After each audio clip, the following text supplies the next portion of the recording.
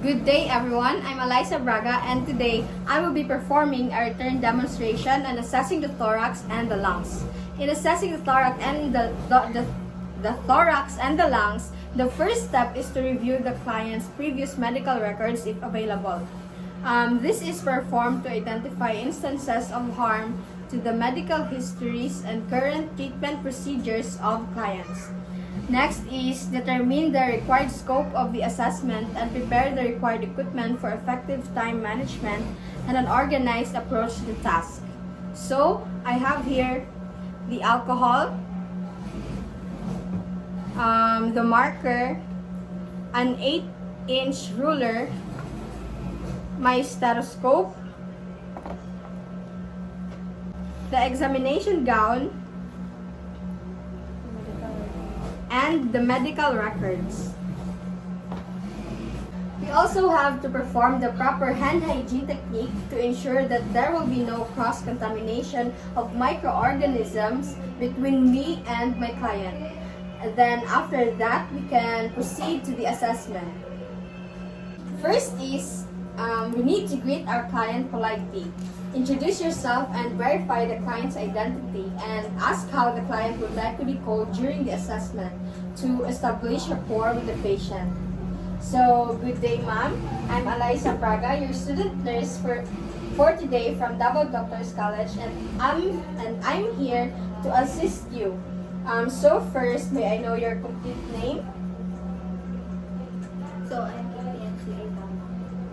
Your birthday please? August 18, 2003. What would you like me to call you? You can call me Kim. Okay. And the next step is we have to explain the procedure to the client and how how she can participate during the assessment. Provide the client the opportunity to clarify, ask, or raise any concern. So, ma'am, for today, I will be assessing your thorax and your lungs. So, for this assessment, I will do inspection, palpation, percussion, and auscultation. Or I am going to listen to your breathing sound. Is that okay with you, ma'am? Yes, it's okay. Okay. Rest assured that all of the information and findings that I will be noting will remain completely confidential. Next is we have to ensure our client's comfort and privacy. Make sure that the interview setting is safe, secured, and free from distraction. Next is position your client to be seated comfortably. Providing for client's privacy protects client's integrity and enhances comfort. Proper positioning facilitates client's comfort and efficiency in performing the assessment. So for women, we have to cover the anterior thorax when it's not being examined. So before we start with the assessment, I will just ask you a few questions about your current symptoms, and you have to wear this examination gown for your privacy. Is that okay, ma'am? Yes. Okay.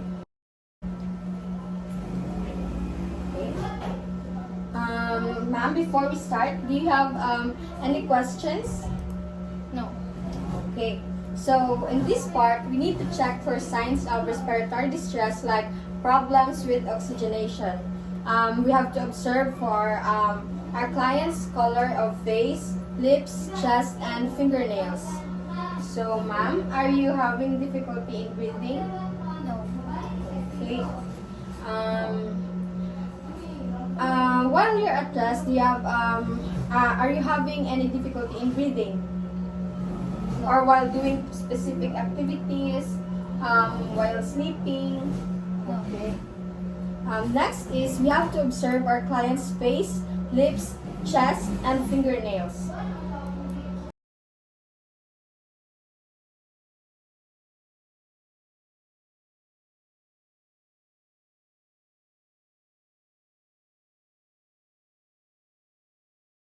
So, as I can see, my client doesn't have any abnormalities regarding that, so we will now proceed with the next part.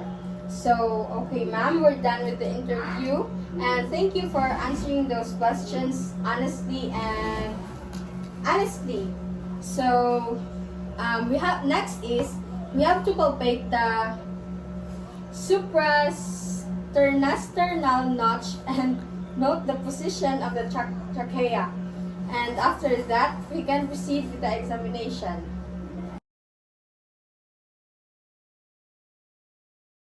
Ma'am, can I press here?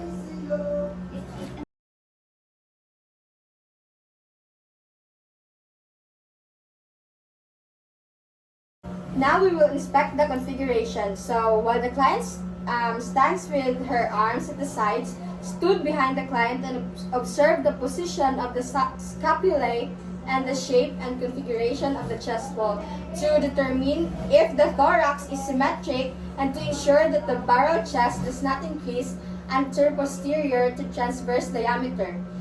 So in inspecting the spinal alignment for deformities. Okay, ma'am, can you please stand?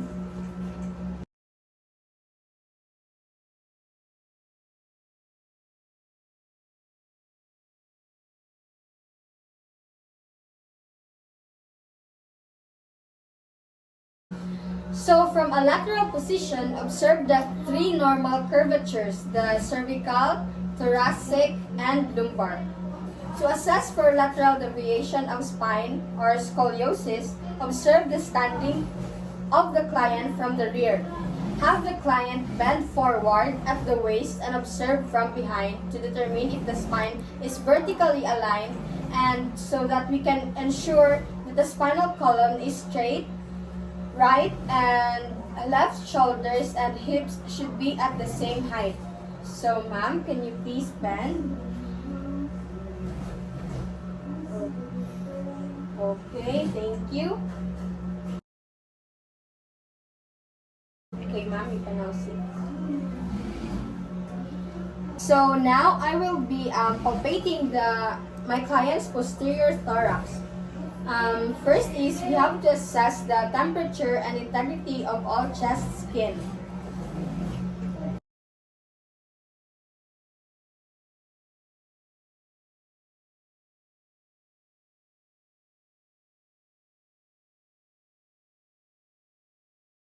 And then palpate all thorax areas for bulges, tenderness, or abnormal movements, especially for clients who have respiratory complaints.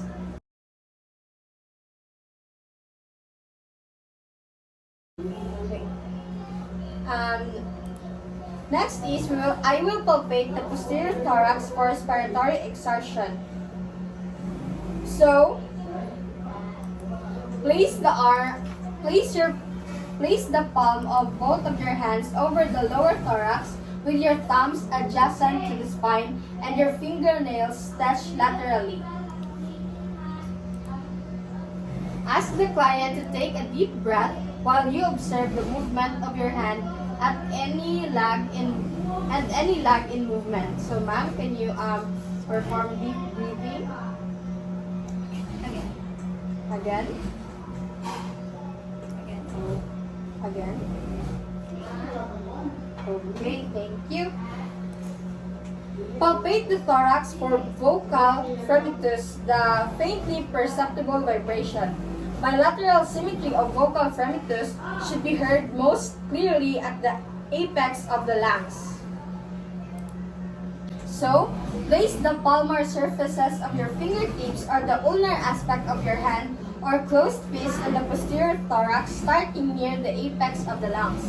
Ask the client to repeat such words as blue moon or 1, 2, and 3. Repeat the 2 steps, moving your hands sequentially to the base of the lungs.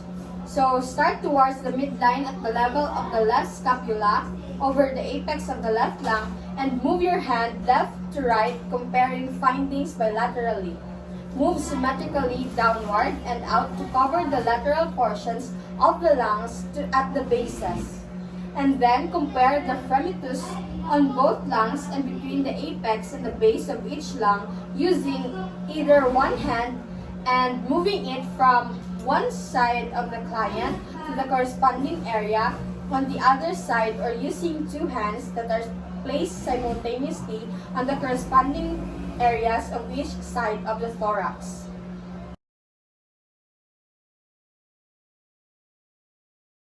Okay, ma'am. Can you say 1, 2, 3?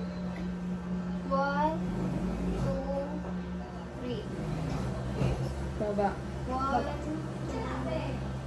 Baba. 1, 2, 3. Repeat. 1, 2, 3. 1, 2, 3.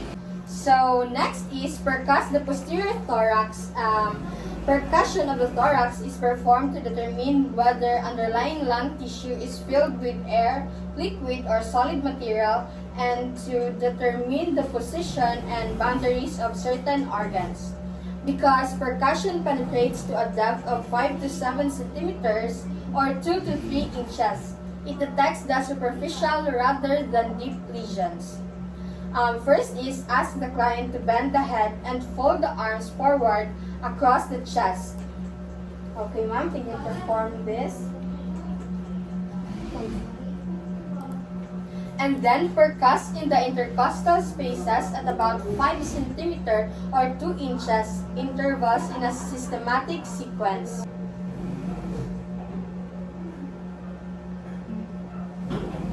Compare one side of the lung with the other. Percuss the lateral.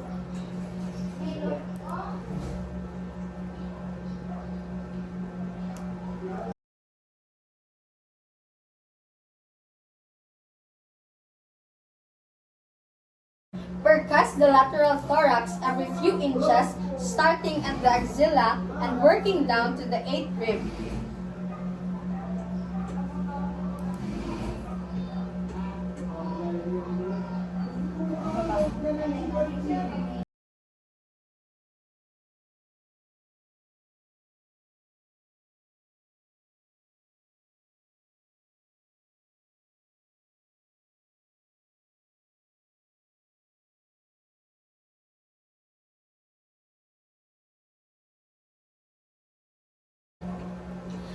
Measure the diaphragmatic exertion to check for the proper effortless movement of the client's diaphragm during maximal inspiration and expiration.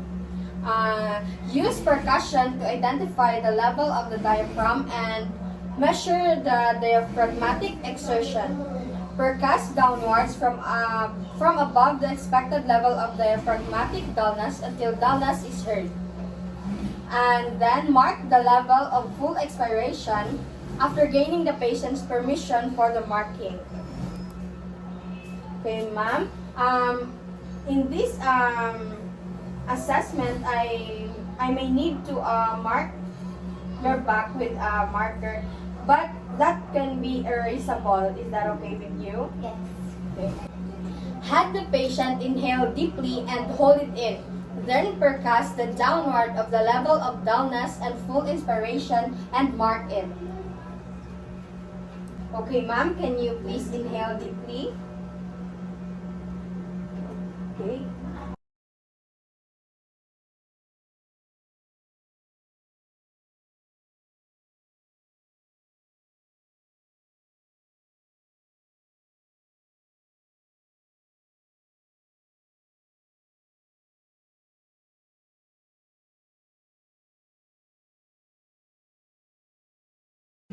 So I did the same process on the other side of my patient's body, and now I have to measure the distance between the expiratory and inspiratory level of dullness.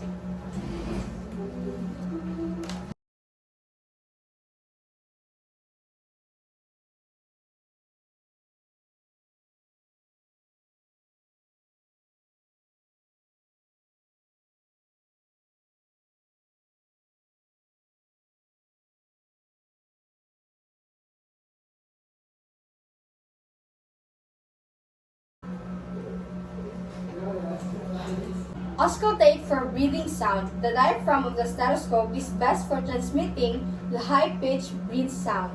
We can also determine the best vesicular and bronchovesicular breath sounds.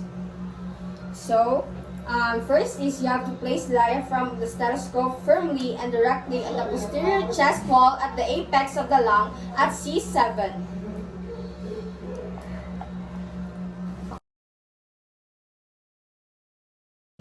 And then ask your client to breathe deeply through the mouth for each area of auscultation, each placement or of the stethoscope, rather.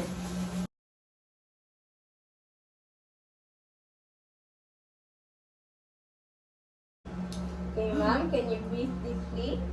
As I place the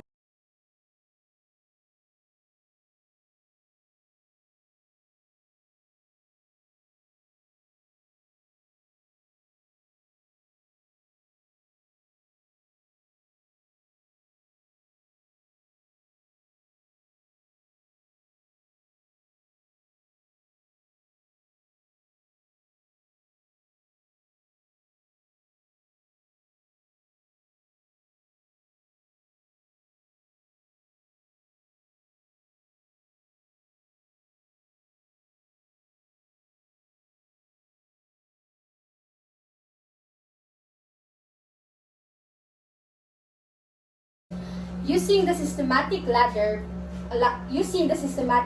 pattern used in percussion, I've listened at each point with the breath sound during a complete inspiration and expiration.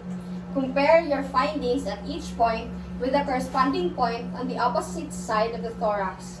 Note the location on the chest wall where adventitious sound are heard, and as well as the location of such sound within the respiratory cycle.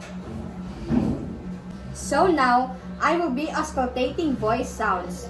So for bronchophony, ask the client to repeat the phrase 99. So ma'am, can you please repeat the phrase 99 for me while I'm assessing you? 99. Okay. So yung pattern na Pagtian mo lang, ganyan na lang. 99. 99. 99.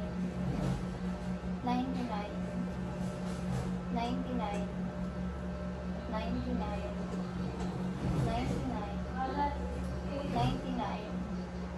99. Okay, thank you. So for egophony, ask the client to repeat the letter E while listening over the chest wall.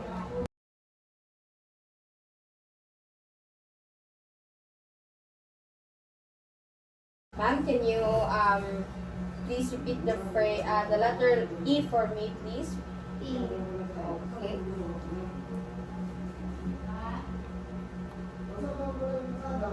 E.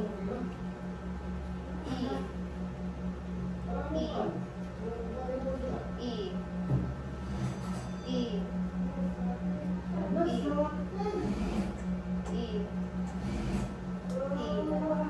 Okay, thank you.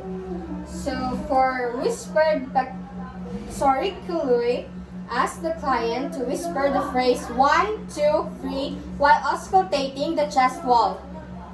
Okay, ma'am, can you please repeat the phrase 1, 2, 3 for me? Okay. 1, Thank 2, 3. you. Okay. 1, 2, 3. 1, 2, 3. 1, 2, 3. 1, 2, 3. 1, 2, 3. 1, 2, 3. 1, 2, 3. 1, 2, 3. 1, 2, 3. Okay, thank you.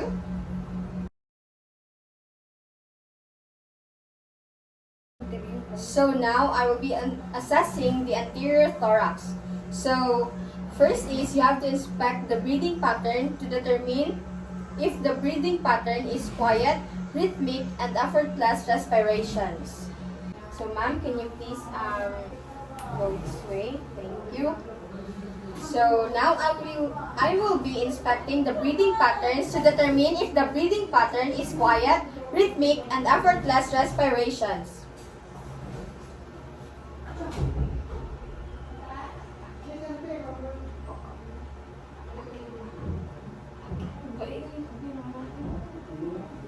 Okay, so next is inspect the costal angle or angle formed by the intersection of the costal margins and the angle at which the rib enters the spine to determine if the costal angle is less than 90 degrees and the ribs insert to the spine at a 45-degree angle.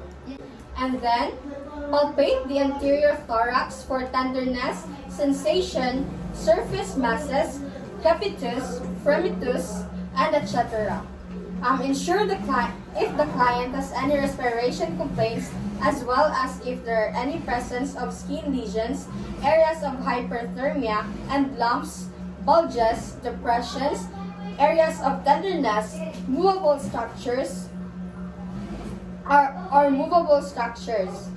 So, using your fingers to palpate for the tenderness and sensation, start palpating with your hand positioned over the left clavicle,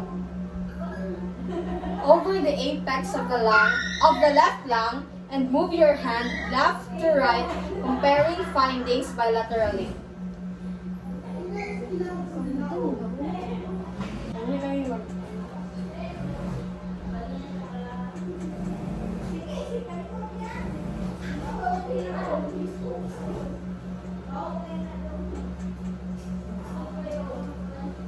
Move your hands systematically downward towards the midline at the level of the breast and outward at the base to include the lateral aspect of the lung. Repeat the sequence in palpating for crepitus and fremitus in the anterior thorax. Palpate the anterior thorax for respiratory exertion. Place the palms of both of your hands over the lower thorax with your fingers laterally along the lower rib cage and your thumbs along the costal margins. Ask the client to take a deep breath while you observe the movement of your hands.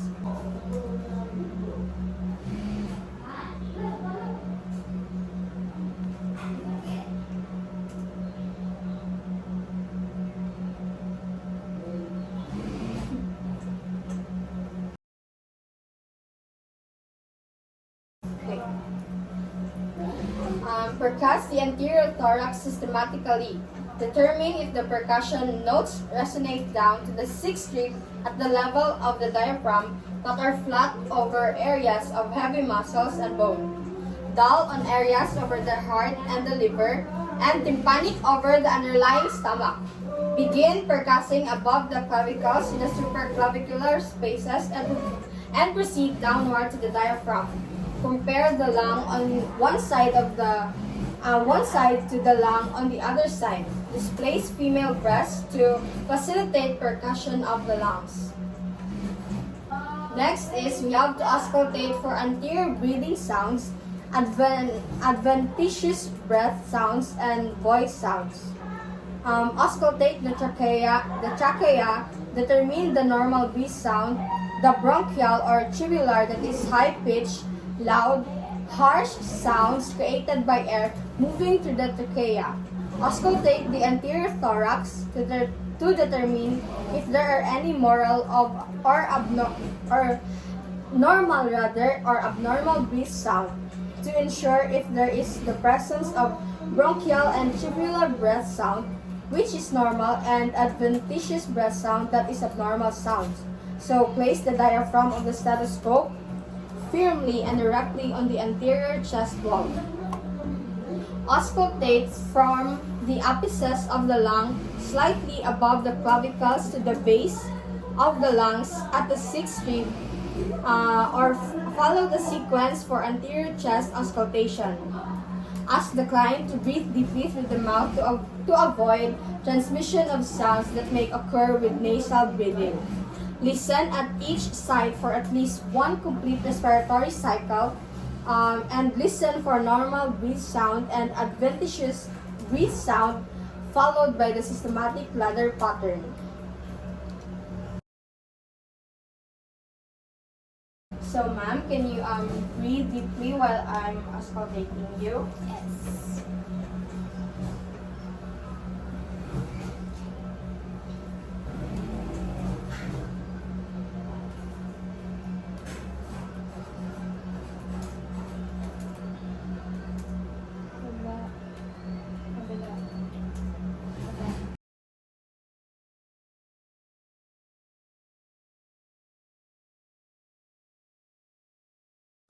Okay, thank you.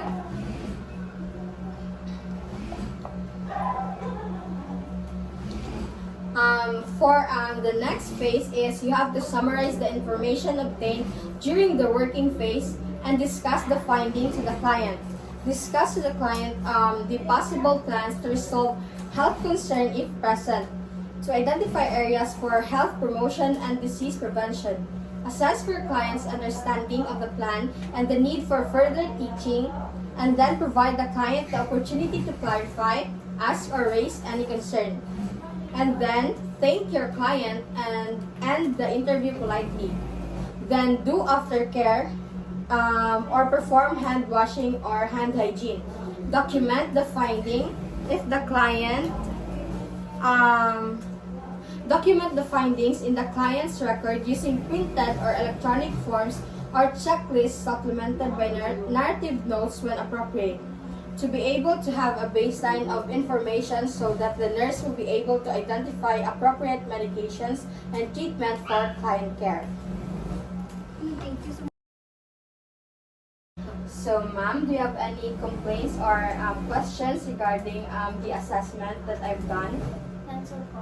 Okay, thank you. So, thank you for participating on the assessment of your thorax and lungs, and rest assured that the information that I've got will be kept privately for your own safety and comfort.